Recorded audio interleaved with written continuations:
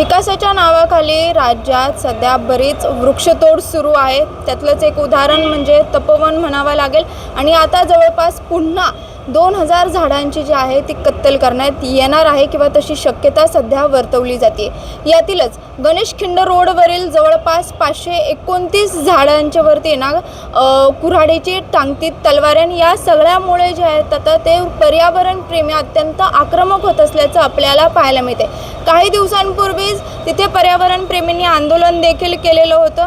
मात्र सध्या या विषयावरच बोलण्यासाठी आपल्यासोबत स्वतः वंदना चव्हाण आहेत, ज्यांनी 2 दिवसापूर्वी पालिकेत देखील आल्या होत्या या सगळ्या पूर्ण प्रकरणात जे आहेत त्या आयुक्तांसमोर मांडण्यासाठी। ताई, सुरुवातीला आपण हा संपूर्ण प्रकरण नेमकं काय आहे ते समजावून सांगा बरं, कारण बऱ्याच जणांना असं वाटतं की वृक्षतोड विकास झाला म्हणजे ते आता तर नवीनच पद्धत निघली आहे की डायरेक्ट सगळं झाड उचलूनच तुम्ही दुसरीकडे लावू शकता, पण सध्या हे प्रकरण काय हे सांगा बरं। आपण एक समजून घेतलं पाहिजे की झाडं ही अत्यंत महत्त्वाची आहेत कुठल्याही शहराला, आणि म्हणूनच असं म्हटलं जातं की कुठलेही शहर असेल, इवन आपला देश असेल, तर 33% ग्रीन कवर हा आपल्याला असला पाहिजे। तो ग्रीन कवर का? एक म्हणजे आपल्याला झाडं ऑक्सिजन देतात, त्याच्यामुळे आपण जिवंत आहोत। आणि दुसरं अत्यंत महत्त्वाचं काम जी झाडं करतात, जे आपण खूप विसरून चाललो आणि ज्याला अत्यंत आता महत्त्व मिळालं, ते म्हणजे झाडं पोल्युशन शोषून घेतात, प्रदूषण, कार्बन डायऑक्साईड शोषून घेतात। आपल्याला माहिती आहे की क्लायमेट चेंज, जागतिक तापमानवाढीसारखं संकट आपल्यासमोर उभं आहे। आणि हे असताना हे का होतं, तर हे प्रदूषणामुळे होतं। आणि हे शोषून घेण्याची क्षमता झाडांमध्ये नॅचरली आहे, आणि त्यामुळे झाडं कापणं हे अत्यंत चुकीचं आहे। दुसरी गोष्ट सांगायचीच गरज नाही, झाडं आपल्याला शेड देतात।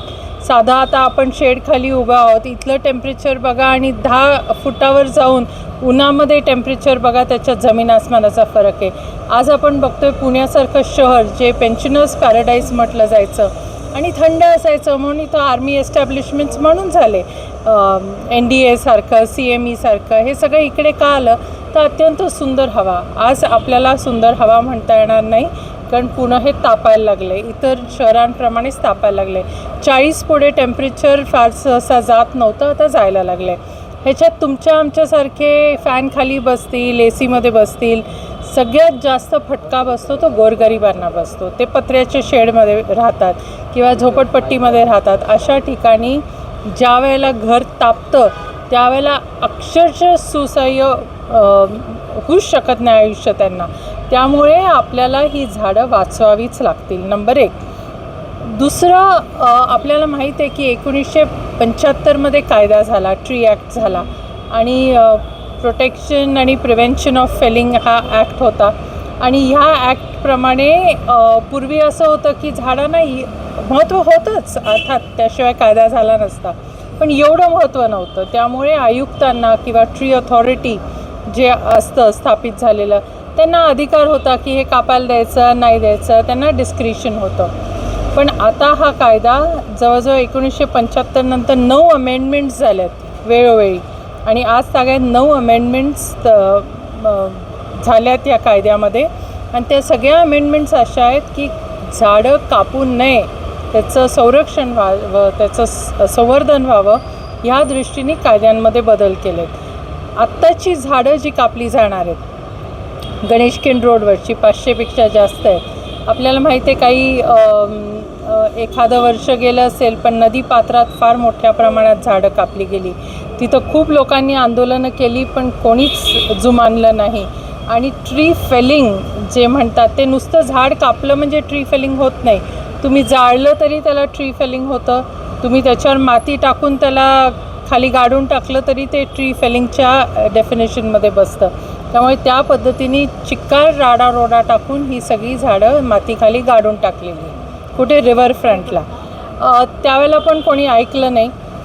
आता गणेशखिंड रोडची झाडं जी आहेत ते दिसतंय आपल्याला की वाचू शकतात। एकतर कायद्यामध्ये ही तरतूद नव्याने झालेली आहे 2021मध्ये, की ज्या वेळेला तुम्हाला झाडं कापायची आहेत मोठ्या संख्येने, मग प्रायव्हेट एजन्सीज नाही, गव्हर्मेंटसुद्धा असेल, स्टेट गव्हर्मेंट असेल, सेंट्रल गव्हर्मेंटची एजन्सी असेल, मेट्रोसारखं असेल, झाड कापायचं असेल तर तुम्हाला एक ऑल्टरनेटिव्ह प्लॅन द्यावा लागतो। म्हणजे हे 25 झाडं कापायची आहेत किंवा इथं तर 500 आहेत, तर ही 500 कापण्याच्या ऐवजी ही कमी करण्यासाठी आपण काय प्लॅन चेंज करू शकतो? मग फुटपाथ होणार असेल तर फुटपाथ थोडंसं कमी करू शकतो का, जेणेकरून ही झाडं वाचवली जाऊ शकतात. तर असं कंपल्सरी, म्हणजे पूर्वी होतं पण कंपल्सरी नव्हतं, आता 2021पासून कंपल्सरी झालं आहे की तुम्हाला ऑल्टरनेटिव्ह डिझाईन्स द्यायचे आहेत. आणि हे ऑल्टरनेटिव्ह डिझाईनच्या मागचं हेतूच आहे की तुम्हाला त्याचं संरक्षण करता येईल, असं सेव्ह करता येईल. पण एकाही प्रपोजलमध्ये ऑल्टरनेटिव्ह डिझाईन आलेलं नाही आहे कोणाकडनं. सो इथं मोठी चूक आहे. दुसरं म्हणजे 50 वर्षापेक्षा जास्त जी झाडं आहेत त्यांना हेरिटेज ट्री म्हणून संबोधलं जातं, डेफिनेशनच आहे. आणि हेरिटेज ट्री ही सहसा कापता येत नाही या लेवलला, त्याला स्टेट ट्री ऑथॉरिटीकडे परमिशन घ्या, ते झालेलं नाही आहे. त्यामुळे सर्रास तुम्ही जर पाहिलं गणेशखिंड रोडला सगळे 50 वर्षापेक्षाची जास्त झाडं आहेत आणि ती आता कापली जाणार आहेत. पण IRC जे रोडचे रूल्स आहेत त्याच्यामध्ये आपला जो गणेशखिंड रोड आहे तो पहिला 36 मीटरचा दाखवला होता आणि मेट्रोचे पिलर्स असतील, स्टेशन असेल, सगळं काही इन्फ्रास्ट्रक्चर जे उभं आहे आता हे 36 मीटरप्रमाणे उभं आहे. आता तुम्ही 45 करायला निघाला, पण ते पिलर तर नाही ना तुम्ही 45ला नेणार आहात, कारण ते बांधून झालेले आहेत. मग अशी परिस्थिती होईल की 45चा रोड स्टेशन आल्यावर परत तुम्ही 36ला येणार, परत 45ला उघडणार, परत 36ला येणार. म्हणजे तुम्हीच स्वतः 36च्या विड्थला पिलर्स उभे करून शासनानेच अडथळे निर्माण केलेले आहेत. मग झाडं कापता कशाला? झाडं बिचारी एका बाजूला उभी आहेत ना, ते नाही मध्ये येत आहेत, तुमच्या पिलर्समध्ये येत आहेत, कारण तुमचं प्लॅनिंग चुकलेलं आहे. तर हे सगळं होत असताना झाडांची कत्तल करण्याची बिलकुल गरज नाही आहे. आणि हा ॲक्च्युली सगळ्यात VVIP रोड कुठला असेल? राजभवनला जाणारा हा रस्ता आहे. राष्ट्रपती त्या रस्त्याने जातात, म्हणजे किती प्लॅनिंगनी करायला पाहिजे होतं. 36 मीटरचा रस्ता आज 45 करताय. ते 45 केल्यानंतर नॉर्म्स आहेत इंडियन रोड काँग्रेसचे की तुम्हाला 7.5 मीटर बाजूला, दोन्ही बाजूला ठेवावं लागतं, ज्याच्यामध्ये फुटपाथ आला पाहिजे, ज्याच्यामध्ये सायकल ट्रॅक आला पाहिजे, ज्याच्यामध्ये झाडं आली पाहिजेत. त्याचा विचारच केला नाही आहे. 7.5 जर ठेवले तर तुम्हाला झाडच कापायची गरज नाही आहे, असा आमचा दावा. ताई, याविषयी पर्यावरणप्रेमी जे आहे ते आक्रमक होत आहेत, तिथे आंदोलन देखील केलं, तुम्ही देखील आयुक्तांची सतत बोलतायत. आयुक्तांचं काय म्हणणं आहे बरं या सगळ्यांवरती? ते पॉझिटिव्ह आहेत का की प्लॅनच नाही? एकीकडे ते अल्टरनेटिव्ह देत नाही आहेत, राज्य सरकारची जे 50 वर्षाची नंतरची झाडे त्यांच्यासाठी परमिशन लागत नाही आहे. दुसरीकडे आयुक्त म्हणत आहेत की आमच्याकडे फक्त प्रस्ताव आलेत, आम्ही अजून निर्णय नाही घेतले आहेत. म्हणजे ते वाट बघतायत का की फक्त की कोणीतरी आम्हाला येऊन सांगावं कशाची? वास्तविक हे सगळं प्लॅनवरच झालं पाहिजे होतं. ज्यावेळेला तुम्ही एवढा VVIP रोडला मेट्रो प्लॅन करता त्यावेळेला सगळे झाडं, फुटपाथ, सायकल ट्रॅक, तुमचं मेट्रोचे पिलर्स, हे सगळं right from Sancheti hospital to तुमचं युनिव्हर्सिटी रोड इथपर्यंत सगळं प्लॅन झालं पाहिजे होतं. शोकांतिक आहे की हा प्लॅन नाही आहे. I hope I am wrong, पण नाही आहे. नाही तर तुम्ही 36 मीटरला पिलर्सच उभे केले नसते. दुसरी गोष्ट, जे कायद्याचं पालन व्हायला पाहिजे ते कायद्याचं पालन झालं नाही आहे. मजा आहे की ज्यावेळेला अधिकारी, म्हणजे आयुक्त लेवलला नाही, खाली असं म्हणतो आम्ही ऑल्टरनेटिव्ह डिझाईन दाखवा, तर अक्षरशः एक ऑफिसरनी सांगितलं ऑल्टरनेटिव्ह डिझाईन नाही, डिझाईन म्हटलेच नाही, ते ऑल्टरनेटिव्ह रस्ता नाहीच आहे गणेशखिंड रोडला. म्हणजे त्यांना ऑल्टरनेटिव्ह डिझाईन द्यावं लागतं हे सुद्धा माहीत नाही आहे. So where are we?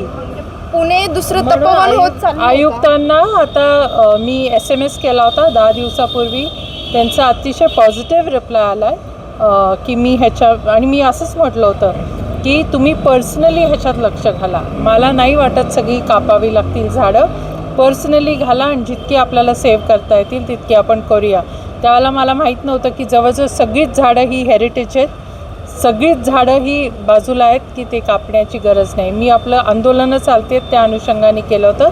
मी पण त्याचा अभ्यास नेमका डिझाईनचा केला नव्हता, पण आता केल्यावर मला खात्री पटली आहे की झाडं कापायची गरज नाही आहे. पण आयुक्तांनी रिप्लाय देताना हेच म्हटलं, yes sure I will look into it.